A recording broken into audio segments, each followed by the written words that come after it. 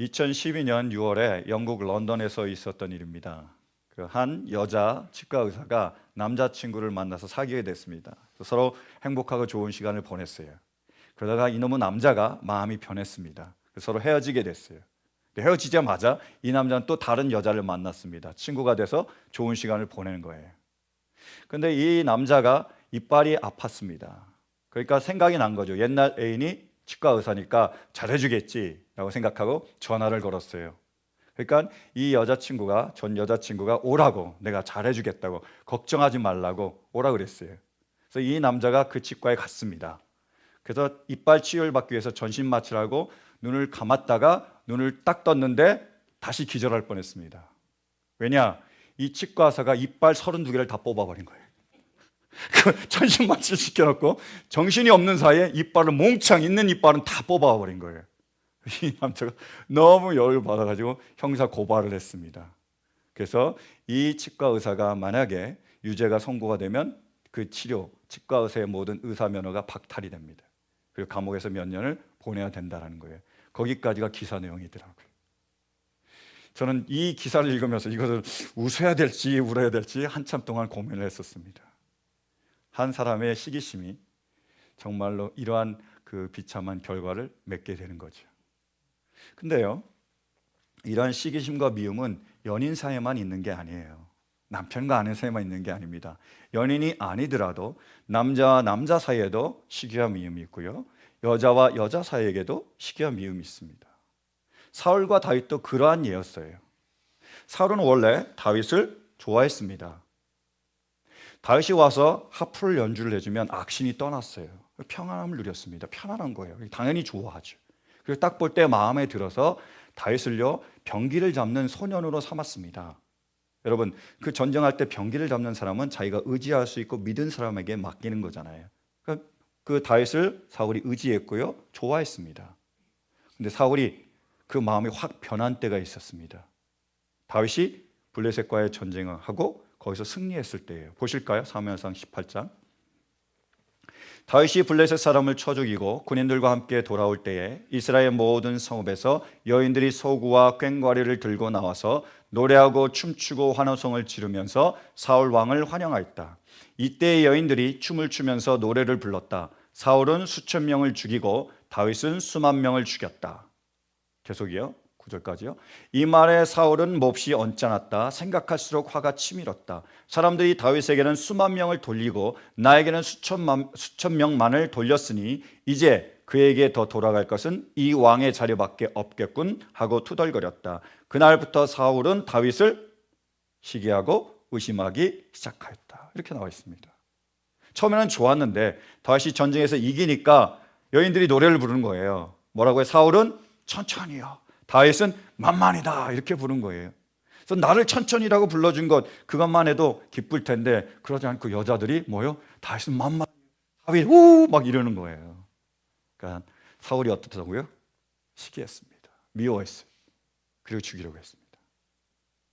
이 시기심은요, 아주 오래된 역사를 자랑하고 있습니다. 시기심은 어디로까지 거슬러 올라갈까요? 언제 여러분 우리가 시기를 볼 수 있죠? 미워하는 걸요? 가인과 아벨이요. 하나님께서 태초에 천지를 만드셨습니다. 아담과 하와를 만드셨어요. 근데 아담과 하와가 서로 사랑을 하고 가인을 낳았습니다. 그리고 아벨을 낳았습니다. 근데 어느 날 이 가인과 아벨이 제사를 드리러 갔습니다. 제사를 드렸는데 가인의 제사는 하나님이 받지 않으시고 아벨의 제사만 받았어요. 가인이 어땠다고요? 아벨을 시기하고 미워했습니다. 그래서 들로 유혹한 다음에 거기서 돌로 쳐 죽였습니다. 이게 이어져요. 믿음의 조상 아브라함이 있습니다. 아브라함이 아들을 낳았습니다. 누구죠? 이삭이에요. 이삭이 아들을 낳습니다. 누굽니까? 에서와 야곱이에요.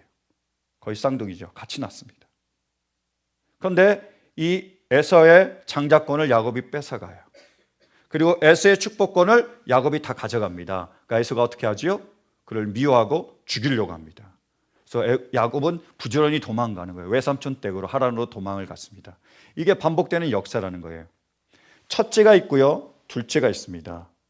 누가 축복을 받아야 되죠? 첫째. 누가 사랑을 받고 누가 인정을 받아야 됩니까? 첫째예요. 근데 둘째가 사랑을 받고 인정을 받는 거예요. 시기하고 미워하고 죽이는 역사가 계속 이어집니다. 야곱도 마찬가지예요. 야곱이 아이를 낳았습니다. 르우벤, 그 다음에 시므온, 계속해서 줄줄이 사탕으로 아들을 낳았습니다. 맨 마지막 베냐민까지 낳았어요. 근데 야곱은요, 그 12명의 아들 중에 유독 요셉을 사랑했습니다. 편애한 거예요. 편애하면 가정이 편안할 수가 없지요. 그 야곱이 요셉을 편애했기 때문에 요셉에게만 채색 옷을 입혔습니다. 컬러풀한 클로즈라는 얘기죠. 그러니까 우리말로 얘기하면 명품이에요. 다른 사람들은 그냥 시장에 가서 그 다음에 뭐 TJ 맥스 같은 데서 사서 아무거나 입히는데, 좋은 데인가요? TJ 맥스가? 잘 모르겠지만 하여튼 입히는데, 이 아들만은 좋은 데 가서 뭐 버스라든지, 제가 아는 게 별로 없어서 하여튼 그런 명품 옷만 사다가 그 아이한테 입히는 거예요. 그리고 험한 일은 안 시키고 빼줬습니다. 그 형들이 어떻게 했죠? 시기하고 미워했습니다. 죽이려고 했어요. 그래서 차마 죽이지는 못하고 이집트의 노예로 팔아버립니다.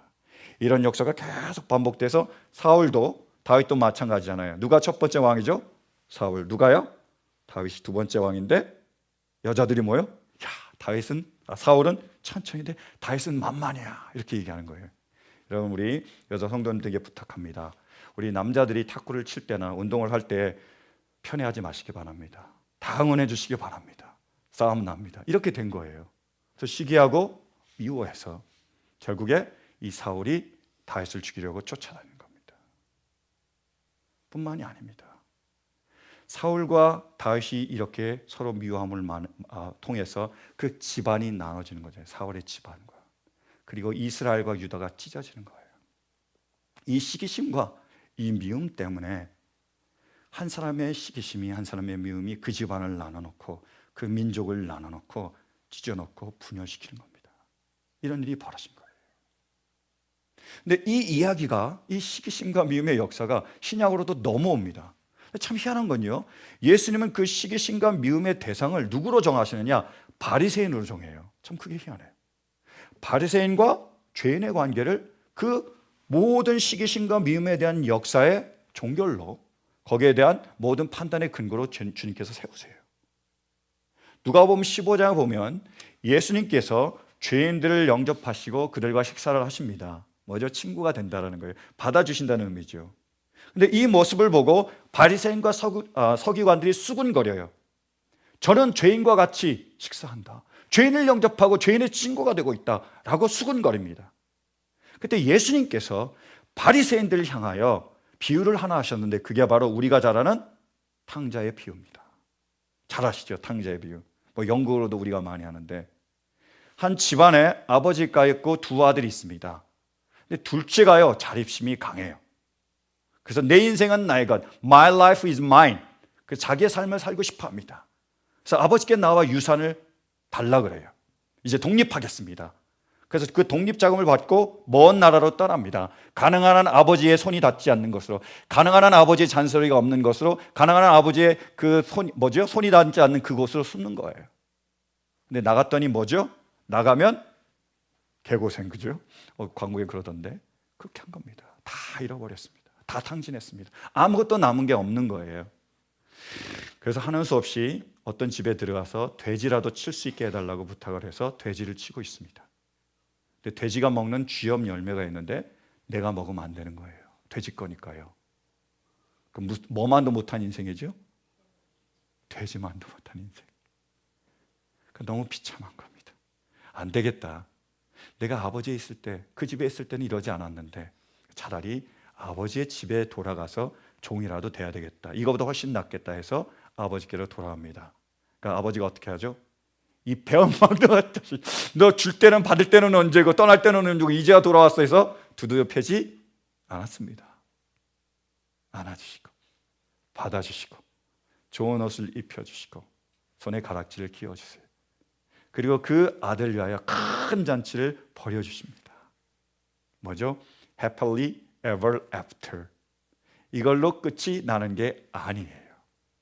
보세요. 지금까지는 누구에 대한 이야기였죠? 바리새인에 대한 이야기가 아닙니다.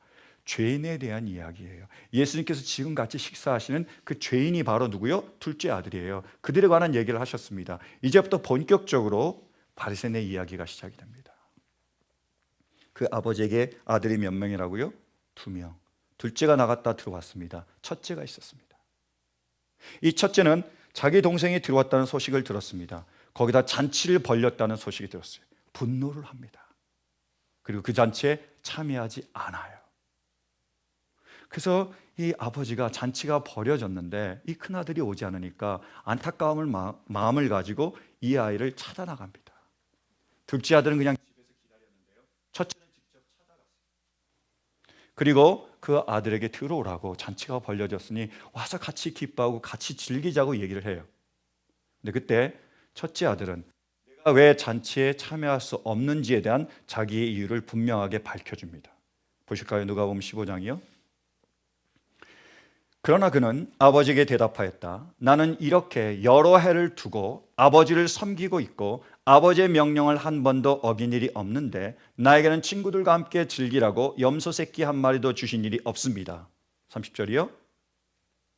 그런데 창녀들과 어울려서 아버지의 재산을 다 삼켜버린 이 아들이 오니까 그를 위해서는 살찐 송아지를 잡으셨습니다. 이렇게 얘기한 거예요. 뭐라고 얘기하고 있는 거죠? 왜 분노했을까요? 아버지, 내가 아버지 집에서 아버지를 섬기고 있었습니다. 아버지가 명령한 것은 내가 다 지키고 순종했습니다. 나는 아버지께 사랑을 받을, 인정을 받을 자격이 있습니다. 근데 저 둘째는, 저 녀석은 나가서 재산을 다 탕진하고 방탕했습니다. 왜 이 녀석을 사랑하고 왜 이 녀석을 인정해 줍니까? 라고 분노한 거예요. 그래서 그 동생을 시기하고 미워하고 분노한 거죠. 바리새인이 이야기했습니다. 이 비유를 통해서 예수님께서 우리에게 말씀해 주신 교훈이 뭐죠? 보세요. 둘째는 방탕함 때문에, 그 죄 때문에 아버지를 떠나갔습니다. 첫째는 어떻게 했죠? 자신이 사랑받을 자격이 있다고, 사랑해야 된다는 그러한 교만함 때문에 아버지로부터 멀어진 거예요. 방탕함도 죄이지만 교만도 죄입니다. 더 심각한 얘기는요, 이 방탕함보다 실은 교만함이 더 심각한 죄라는 거예요. 왜 그렇습니까? 방탕하지만 지금 어디에 있죠? 잔치에 있어요. 교만하니까 어디에 있습니까? 밖에 있습니다.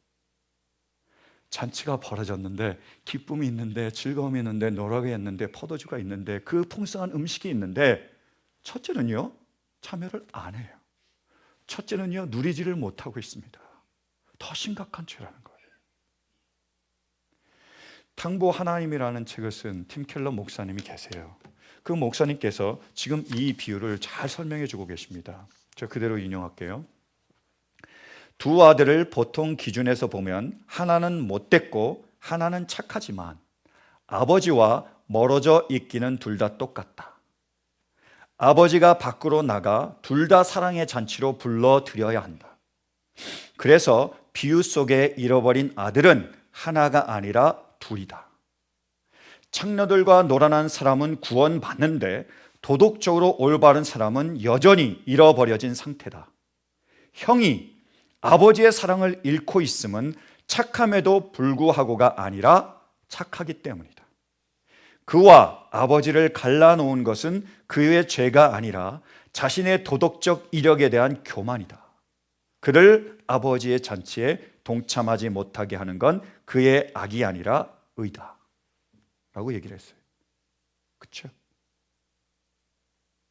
교회 안에 지금 형제가 둘이 있습니다. 첫째가 있고요, 둘째가 있어요. 교회는요, 둘째들이 있습니다.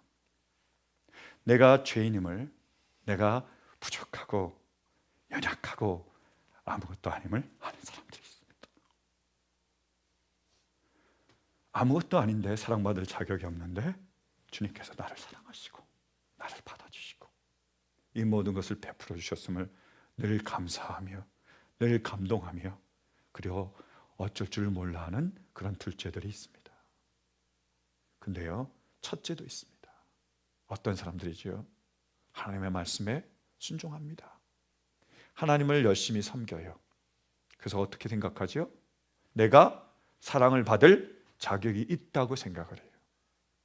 더 나아가서요, 나를 사랑해 줘야 된다고 생각합니다. 근데 만약에 충분한 사랑을 받지 못하면, 충분한 인정을 받지 못하면 분노하는 거예요. 첫째가 있습니다.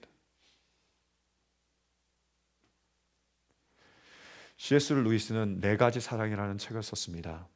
그 책에서요, 내가 사랑받을 자격이 있다는 세 가지 조건을 얘기해줘요. 이런 사람들은 자기가 사랑받아야 된다고 생각한다라는 사람들이 있다는 거예요. 첫 번째 사랑받을 조건을 선함이라고 얘기합니다. 내가 선하기 때문에 사랑받을 자격이 있다는 거죠. 이렇게 얘기를 해요. 이교도들은 아무런 갈등 없이 그런 충동에 굴복했습니다. 그들은 선한 사람은 선하기 때문에 신들에게 사랑받는다고 생각합니다. 이렇게 얘기한 거예요. 제가 이 글을 읽으면서 마음이 아프더라고요. 왜요? 루이스는 이교도들이라고 얘기했습니다.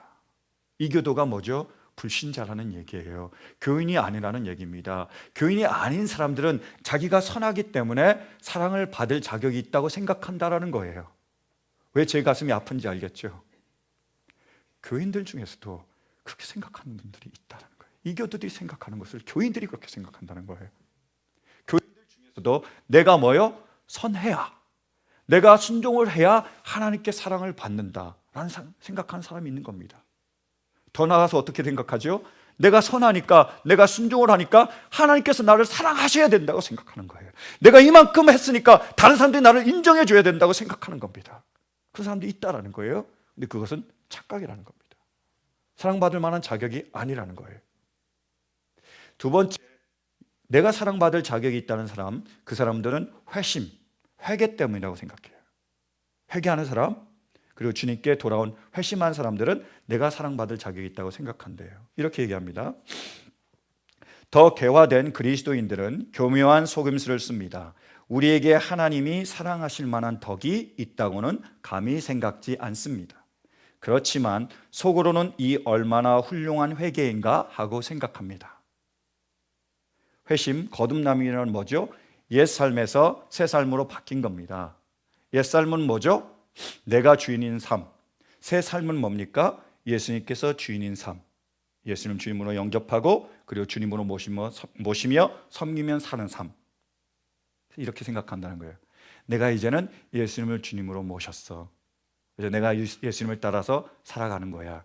그러니까 내가 잘했지? 그러니까 내가 사랑을 받을 자격이 있어라고 생각한다는 거예요. 세 번째로요, 사랑을 받을 자격이 있다고 생각한 사람은 겸손이 있다는 겁니다. 겸손. 이렇게 생각한다는 거예요.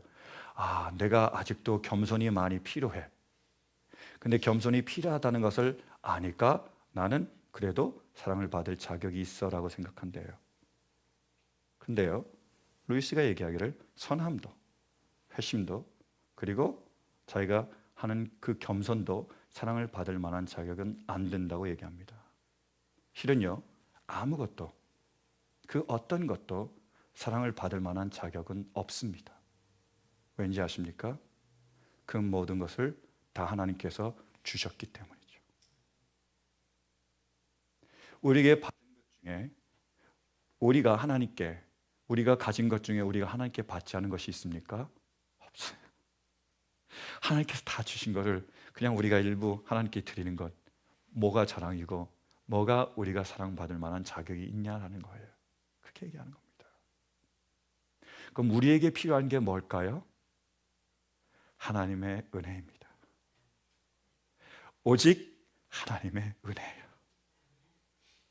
그래서 C.S. 루이스는 하나님의 은혜를 이렇게 잘 정의를 내려줍니다. 이렇게 얘기하더라고요. 하나님의 은혜는 자신의 궁핍을, 자신의 부족함을 결코 완전히는 인정하지 못하는 이러한 혼란스럽고 무지몽매한 필요를 완전히 어린아이같이 즐겁게 받아들이는 자세입니다. 자신이 전적으로 의존적인 존재임을 기뻐하는 자세로 바꾸어 놓습니다. 이를테면 우리는 유쾌한 거지들이 되는 것입니다. 하나님의 은혜가 뭐라고요? 내가 하나님의 사랑 없이, 하나님의 도움 없이 밖에 하나님의 도움 없이는 살 수 없다는 것. 하나님께서 나를 도우시기에, 하나님께서 나를 사랑하시기에 내가 살아가고 있다는 것. 내가 하나님을 의지할 존재라는 것을 알 뿐만 아니라 그걸 즐거워하는 겁니다. 그런 하나님이 계시다는 사실, 그 하나님께서 베푸신 이 모든 것들 내가 즐거워하는 게 바로 하나님의 은혜래요. 그리고 이렇게 얘기합니다. 인간 본성이 자신의 마지막 보물로 집착하고 있는 환상, 즉 우리에게는 본연의 선이 있으며 하나님이 우리 안에 부어주신 선을 우리 자신의 힘으로 유지한다고 믿는 거짓된 환상이 사실 지금 우리를 행복하지 못하게 합니다. 우리는 마치 한쪽 발이나 혹은 발가락 하나라도 바닥에 둔 채로 수영하려는 사람과 같습니다. 그러한 발판을 버려야 비로소 파도에 온몸을 맡기는 끝내주는 경험을 할 수 있는데도 말입니다. 모든 것이 하나님의 은혜임을, 모든 것이 하나님께서 주셨음을 아는 사람이 유쾌한 거지이며 끝내주는 경험을 하는 사람들이라는 거예요. 목자 다윗은요, 이러한 하나님의 은혜를 잘 아는 사람이었습니다. 한번 보실까요? 본문 1절 2절이요. 자, 보세요. 본문 1절 2절 말씀입니다. 이스라엘의 모든 지파가 헤브론으로 다윗을 찾아가서 말하였다. 우리는 임금님과 한 고륙입니다. 전에 사울이 왕이 되어서 우리를 다스릴 때에 이스라엘 군대를 거느리고 출전하였다가 다시 데리고 돌아오신 분이 바로 임금님이십니다. 그리고 주님께서 내가 나의 백성 이스라엘의 목자가 될 것이며 내가 이스라엘의 통치자가 될 것이다 하고 말씀하실 때에도 바로 임금님을 가리켜 말씀하신 것입니다 라고 얘기를 했습니다. 근데요, 참 이스라엘은요 뻔뻔스러운 사람들이에요. 그렇지 않습니까? 보세요. 사울이 다윗을 시기하고 그를 죽이려고 할 때 사울 편이 돼서 같이 다윗과 그의 부하들을 죽이려고 한 사람이 누구죠? 이스라엘입니다. 사울이 죽고 나서 그의 아들 이스보셋을 왕으로 삼고 아브넬 군대 장관과 함께 다윗과 유다 족속을 찾아서 죽이려고 한 사람이 누구죠? 이스라엘입니다. 이스라엘이에요. 지금 어떻게 하고 있죠? 사울이 죽었습니다. 그의 아들 이스보셋도 죽었어요. 나를 지켜줄, 블레셋으로부터 나를 지켜줄 사람이 아무도 없습니다. 그러니까 뭐예요?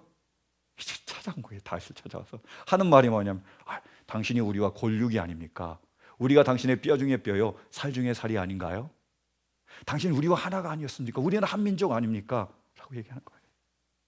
그전에는 한민족 아니었습니까? 그전엔 골육이 아니었습니까? 그전엔 그렇게 죽이려고 하다가 그렇게 무시하고 그렇게 쫓아다니고 그렇게 박해를 하더니 자기가 도와줄 사람이 하나도 없으니까 이제는 다윗에게 와서 아이고 있잖아, 우리는 하나잖아 이렇게 얘기하는 거예요. 우리는 친하잖아 이렇게 얘기하는 거예요. 근데요, 다윗은 어떻게 하지요? 받아줍니다. 유다를 받아서 유다의 목자가 될 뿐만 아니라 이스라엘을 품고 이스라엘의 목자가 되며 그들을 끝까지 돌보고 그들을 끝까지 지킵니다. 어떻게 다윗은 그렇게 할 수 있을까요? 어떻게 다윗은 탕자의 이야기에 나오는 첫째 아들의 그 길을 가지 않고 전혀 다른 그러한 왕의 길을, 목자의 길을 갈 수 있었습니까? 간단합니다.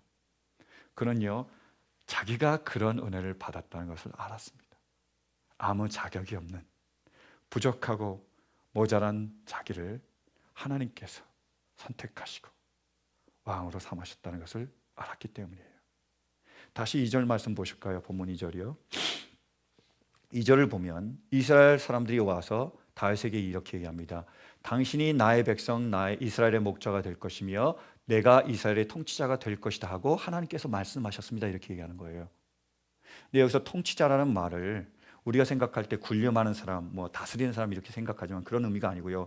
원어로 찾아보면 이 통치자라는 말은 나기드라는 단어를 쓰고 있습니다. 그 의미는요, 하나님께서 선택하신 사람, 하나님께서 지명한 사람이라는 의미를 가지고 있는 거예요. 지금 이스라엘은 다윗에게 나가서 이렇게 얘기하는 거예요. 하나님께서 왕을 선택하시지 않으셨습니까? 하나님께 선택을 받지 않으셨나요? 하나님께 지명을 받지 않았나요? 하나님께 사랑을 받지 않았나요? 하나님께 은혜를 받지 않았나요? 라고 얘기하는 거예요. 그러니까 다윗이 그래, 내가 하나님께 사랑을 받았어 라고 그 말씀을 받는 겁니다. 다윗은요, 막내였습니다. 원어로 하가탄이에요. 뜻이 뭐죠? 별 볼 일 없는 사람, 있으나 없으나 한 사람이 바로 하가탄입니다. 다윗이었어요. 그리고 베들레헴이라는 촌동네에 양이나 치는 목동이었습니다. 아무런 자격이 없는 거예요. 정말로 별 볼 일 없는 사람이었습니다. 하나님께서 사무엘이라는 대선지자를 보내세요. 찾아오게 하시고 그에게 기름을 부으셔서 그를 이스라엘 목자로 왕으로 삼아 주셨습니다. 왜요? 없습니다. 이유가. 여러분, 다윗의 이름이 뭐죠? 다윗이요. 너무 쉬운 문제는 대답하기가 어렵습니다. 그 뜻은 뭐죠? 선택받은 사람, 사랑받은 사람이라는 뜻이에요. 하갓한 막내며 별 볼 일 없는 사람, 아무것도 아닌 사람, 목동이나 하는 사람, 양이나 치는, 변두리에서 양이나 치는 그 사람에게 하나님께서 찾아오셔서 기름 부으시면서 얘기하신 겁니다. 내가 너를 선택했다. 내가 너를 사랑한다. 내가 너를 왕으로 기름 붓는다. 이렇게 얘기하신 거예요. 그것을 알았습니다. 내가 아무런 자격이 없는데 하나님께서 나를 선택하시고 사랑하시고 은혜를 부어주셨음을 그가 알았습니다. 그래서 어떻게 하는 거죠? 그도 그렇게 하는 거예요. 아무런 자격이 없는 사람, 왼수 같은 사람들을 품기 시작합니다. 자기를 죽이려고 했던 사울을 품고 끝까지 그를 죽이지 않지요. 그리고 자기와 원수가 된 사울의 아들 이스보셋과 자기의 적이 된 그 아브넬을 죽이지 않습니다. 품어줍니다. 그리고 자기를 그렇게 무시하고 모욕하고 자기를 죽이며 쫓아다녔던 그 이스라엘을 지금 어떻게 하는 거죠? 품어줘요. 할렐루야.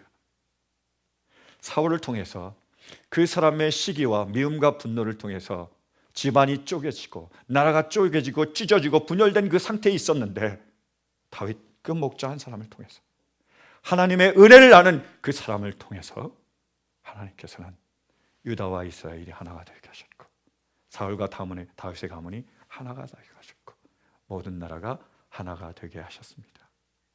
목자가 누구일까요? 목자는요, 하나님이 나에게 주신 그 은혜를 아는 사람입니다. 그리고 그 받은 은혜가 있기에 그 받은 은혜를 다른 사람에게 베푸는 사람이에요.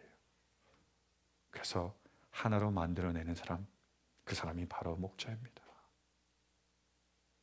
저는 개인적으로 사도 요한이 하신 말씀 중에 참 좋아하는 말씀이 있습니다. 그 말씀이 바로 요한복음 1장 16절이에요. 한번 보실까요? 요한복음 1장 16절이요. 우리 함께 봉독하겠습니다. 시작. 우리는 모두 그의 충만함에서 선물을 받되 은혜에 은혜를 더하여 받았다. 아멘. 은혜 위에 은혜라는 말 참 좋아합니다. 여러분, 하나님께서는요 심히 좋고 아름다운 세상을 지으셨습니다. 믿으십니까? 그걸 우리에게 주셨어요. 그게 뭐죠? 은혜잖아요. 근데 그뿐만이 아닙니다.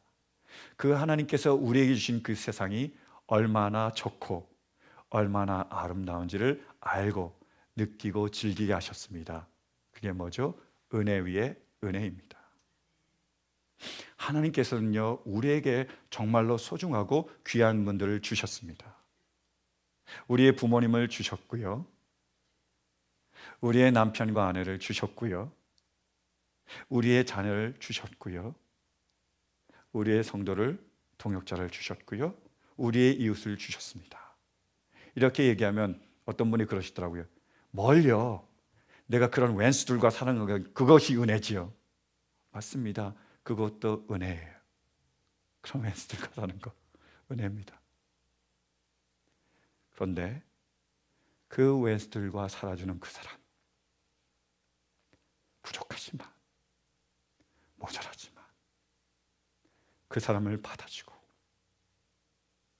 그 사람 곁을 지켜주고 그 사람을 떠나지 않는 그 사람들이 얼마나 소중하고 얼마나 귀한 분들인지 아는 것, 그것이 은혜 위에 은혜입니다.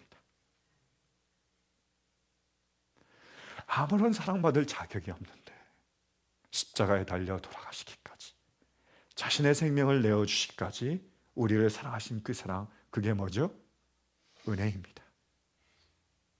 근데 그 사랑이 우리 안에 있기에, 그 무조건적인 사랑이 우리 안에 있기에, 그 영원한 사랑이 우리 안에 있기에 그 다함 없는 사랑이 우리 안에 있기에 그 사랑이 우리를 감동시켜서 아무런 자격이 안 되는, 아무런 조건을 갖추지 않은 그 왼수 같은 그 사람들까지 사랑할 수 있게 해주시는 것, 이게 뭘까요?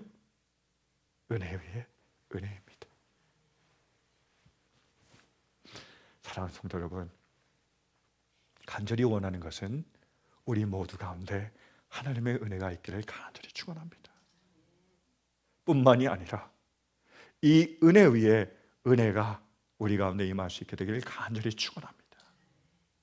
그래서요, 시험과 시기와 미움과 분노를 넘어서서 모든 사람을 품을 수 있는 그러한 축복이 우리 가운데 임할 수 있게 되기를 간절히 바랍니다.